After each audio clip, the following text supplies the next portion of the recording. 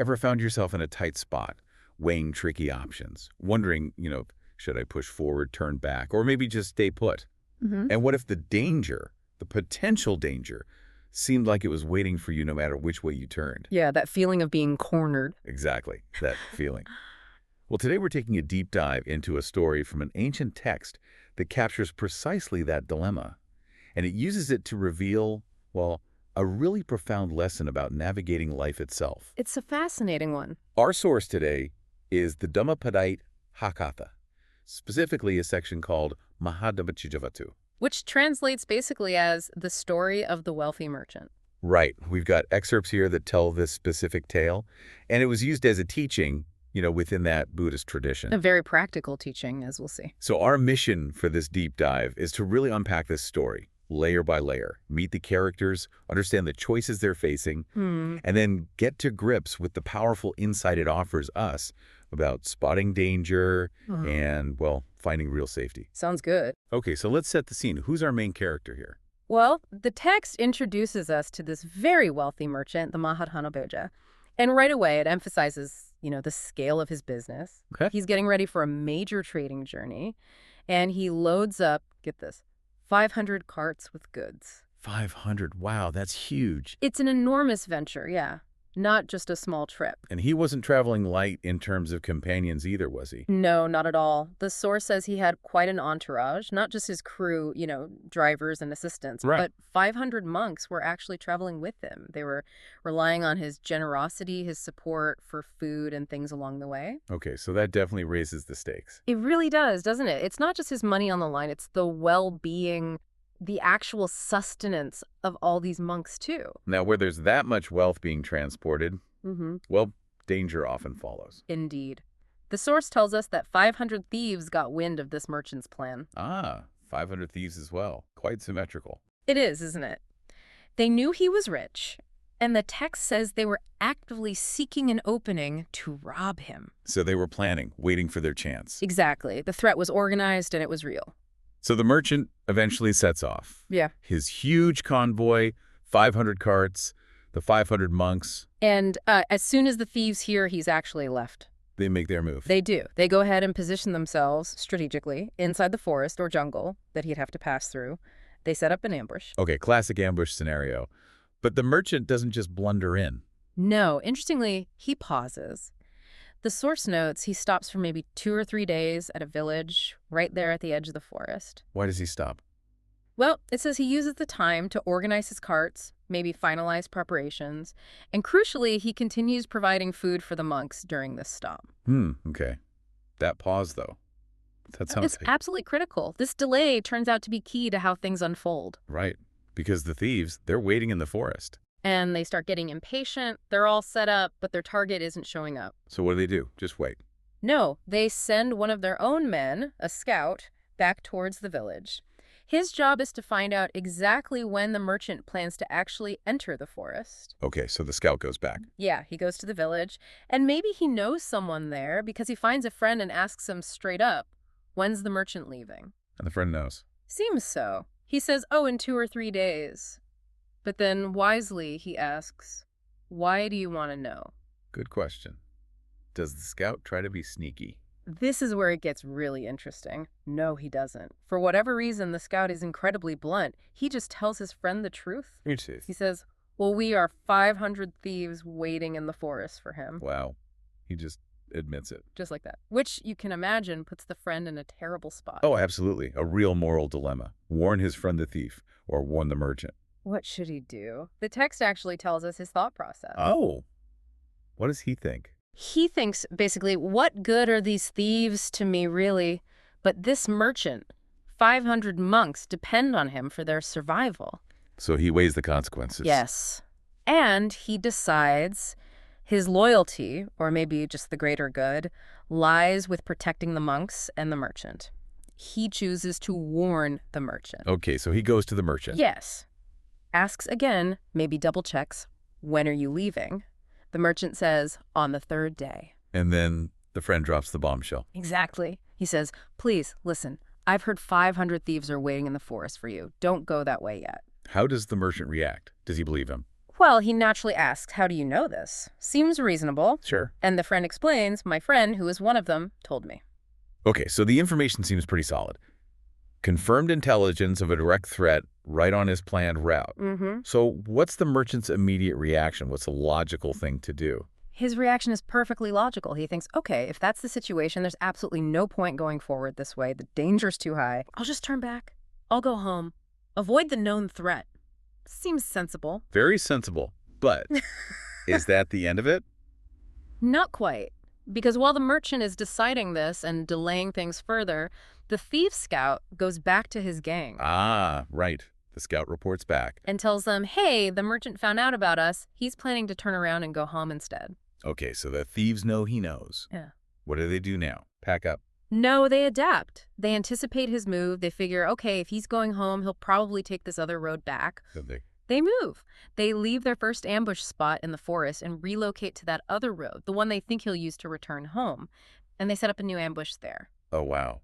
So trying to avoid the danger just made the danger move. Pretty much, yeah. The danger is now waiting for him on his escape route. Meanwhile, the merchant is still delayed, maybe thinking things over. Exactly. He delays even further. And the thieves, waiting on the second road now, they get impatient again. Not very patient thieves. Apparently not. So they send the scout back to the friend for another update. What's he doing now? And the friend, still helping the merchant. Yes. The friend finds out from his source, the scout, that the thieves have moved and are now waiting on that other road, the potential route home. And he warns the merchant again. He does. He goes back and tells the merchant, careful, they're not on the first road anymore. They've moved to the road you might take to go back. Okay, this second warning. This must really make the merchant think. It does. It brings him to a crucial realization. The threat isn't just static, sitting on one path. It's dynamic. It's almost following him. It's reacting to his attempts to escape. Precisely. The text actually shows his thought process again. He concludes effectively, right, there's no safety for me either way now. How so? Not by going forward on the first road, because they were there and maybe still are, who knows for sure, and not by turning back on the second road, because they're definitely waiting there now. So danger ahead, danger behind. Exactly. Danger on both likely routes. His conclusion. The best thing I can do is just stay right here. Just stop moving altogether. Faced with active threats on all known paths out, he decides the safest option is inaction, to just stay put in the village. Wow. What does he tell the monks? He goes to the 500 monks and lays it all out. Explains the whole situation. Thieves on road 1, they heard he might turn back. Now they're waiting on road 2. So he tells them. He tells them, look, because of this, I'm staying put here indefinitely. You are free to stay with me if you wish, or, go wherever you think is best for you. How do the monks react to that? Well, given the double threat, the fact that the thieves are actively pursuing this, and the merchant's decision to halt the journey entirely, they decide that continuing with him isn't really feasible or safe for them either. Their best bet is probably to just head back home. Back to Savathi. Back to Savathi, yeah. So the very next day, the monks leave the merchant and return. And naturally, they tell their story. To the Buddha. To the Buddha, yes. They recount this whole dramatic sequence of events. And the Buddha asks them, why they came back. Why didn't they continue with the merchant? Exactly. So they explain it, all the thieves on the first road. And moving to the second road. And the merchant's final decision that just staying put was the only safe option, which is why they returned. Right.